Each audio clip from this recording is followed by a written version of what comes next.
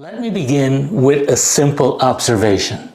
We are living through one of the fastest leadership transitions in modern history. Not because leaders are failing, but because the environment they are operating in has fundamentally changed. For decades, leadership was shaped by hierarchy, planning cycles, and accumulated experience. Strategy unfolded over quarters. Decisions moved through layers. Authority was reinforced by time in role. That model no longer matches reality.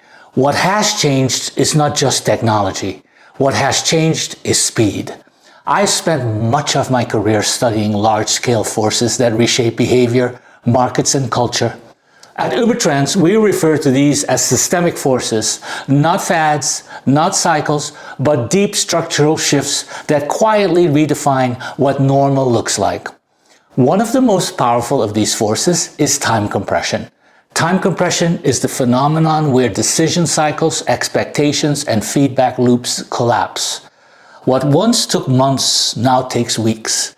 What took weeks now takes days. And increasingly, what took days now happens in hours or minutes.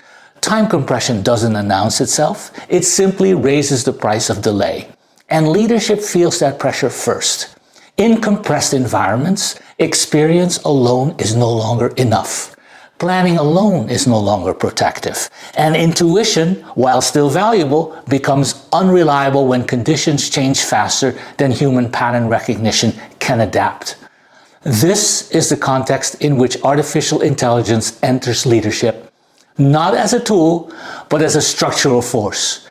Most executives are introduced to AI through productivity stories, faster writing, better analysis, smarter search, all useful, all incomplete, because AI isn't just improving work. It's changing how decisions are formed, evaluated, and executed. And leadership at its core is a decision system.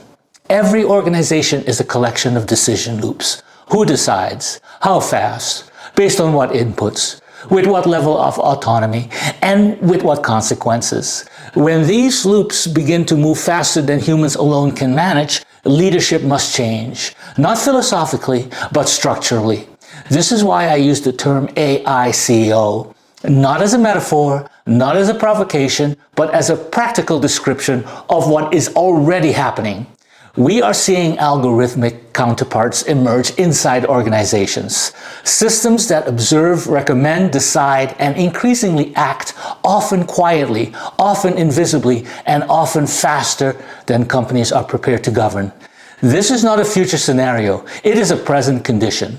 Some organizations are stepping into this shift deliberately. Others are drifting into it accidentally.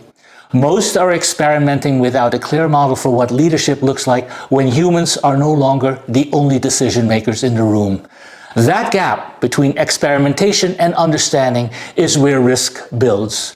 It's also where opportunity concentrates. So in the next episode, I want to explore the core idea behind the AI CEO more directly.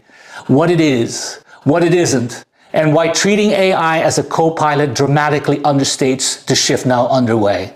Because once you see how leadership itself is being redefined, you start to see your organization very differently.